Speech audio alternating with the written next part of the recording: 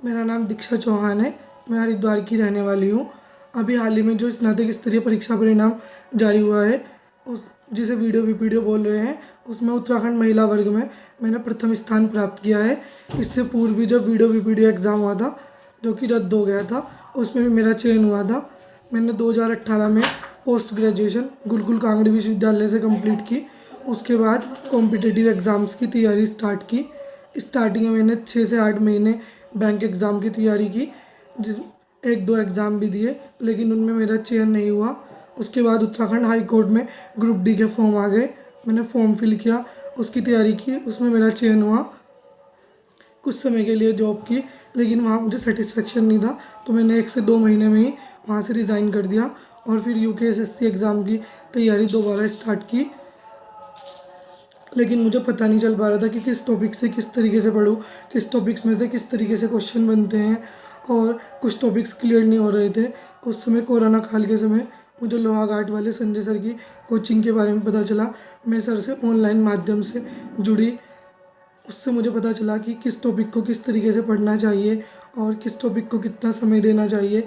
उत्तराखंड के एग्ज़ाम में हिंदी का कितना बड़ा रोल है, और रोज़ डेली रीजनिंग के लिए भी 1-1 घंटा प्रैक्टिस करनी चाहिए।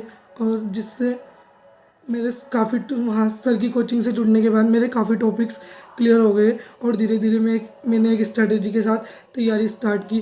जैसे हिंदी के लिए 2 घंटे, और उत्तराखंड के लिए 2-3 घंटे, और जीएस के लिए 2-3 घंटे, मतलब कुल मिला के पूरे दिन में 7-8 घंटे निकाल कर सब मैंने अच्छे से तैयारी की, एक प्रॉपर शेड्यूल के साथ। फिर मैंने सचिवालय रक्षक और ये कनिष्ठ सहायक और वीडियो वीपीडियो एग्ज़ाम्स दिए।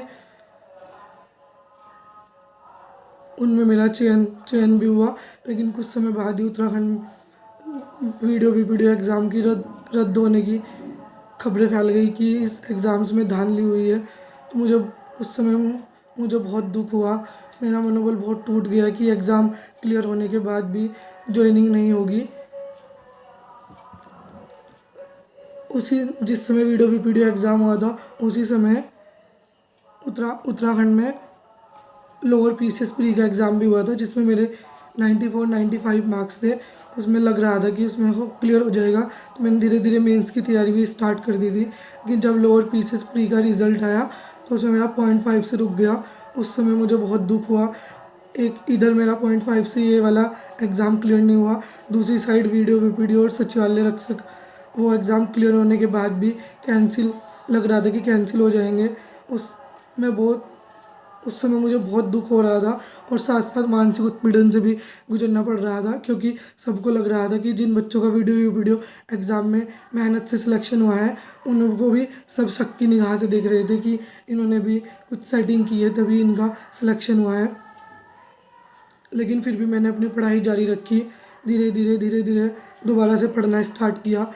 फिर उसके कुछ समय बाद ही उत्तराखंड में पटवारी एग्ज़ाम्स की डेट आ गई। फिर मैंने अपना पुराना शेड्यूल फॉलो किया, सब चीज़ों को पीछे छोड़ते हुए 6 से 7 घंटे 8 घंटे पढ़ाई की। कुछ और उस पटवारी एग्ज़ाम का फाइनल रिज़ल्ट भी आ गया, उसमें मेरा सिलेक्शन हुआ। मैंने हरिद्वार से पटवारी का फॉर्म फिल किया था। और हाल ही में जो क्लर्क 746 का रिज़ल्ट आया है, उसमें भी मेरा चयन हो गया है। इसके अलावा जो सचिवालय रक्षक का फाइनल एग्ज़ाम हुआ है, उसमें भी मेरा चयन हो गया है। कुछ लोग बोलते हैं, जैसे कि कुछ स्टूडेंट्स पूछते हैं कि आपने किस बुक से पढ़ाई की, तो मैं बस यही कहना चाहूँगी कि अपने पास कम सोर्सेज रखिए, लेकिन उन्हें अच्छे से पढ़िए। और एग्ज़ाम्स आने से 1-2 महीना पहले सिर्फ जो आपने पुराना पढ़ा है उसका रिविज़न कीजिए। कुछ भी नया पढ़ने का ट्राई मत कीजिए, क्योंकि हम पढ़ तो सब कुछ लेते हैं, लेकिन अगर हम रिवीजन नहीं कर पाते तो हमें वहाँ एग्ज़ाम में कन्फ्यूज़न हो जाता है। फिर हमें एक क्वेश्चन के 2 आंसर 3 आंसर ठीक लगने लगते हैं, और जिससे हमारे क्वेश्चन हमें आते हुए भी गलत हो जाते हैं।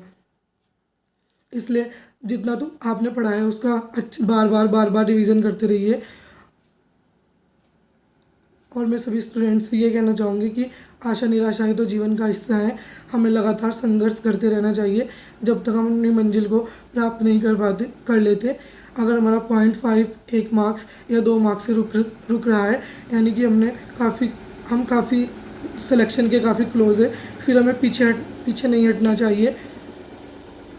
लगातार मेहनत करते रहना चाहिए, एक दिन सफलता ज़रूर मिलती है।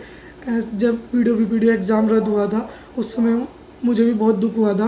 कुछ समय तक मैंने बिल्कुल पढ़ाई नहीं की थी कि एग्ज़ाम क्लियर होने के बाद भी सिलेक्शन नहीं हुआ, लेकिन अगर उस टाइम मैं पढ़ाई छोड़ देती तो शायद अभी आगे किसी भी एग्ज़ाम में मेरा चयन ना होता। और मैंने धीरे धीरे अपनी पढ़ाई जारी रखी और फिर दोबारा सभी पुरानी बातों को पीछे छोड़ते हुए दोबारा अपनी पढ़ाई उसी कंटिन्यूटी के साथ दोबारा स्टार्ट की, जिसका परिणाम आप सब लोगों के सामने है। इसलिए मैं आप सभी लोगों से यही कहना चाहूँगी कि आप अपने तैयारी कंटिन्यू स्टार्ट रखिए। अगर अभी सिलेक्शन रुक रहा है तो धीरे धीरे जब आप तैयारी करते रहेंगे तो एक दिन आपको सफलता अवश्य प्राप्त होगी। धन्यवाद।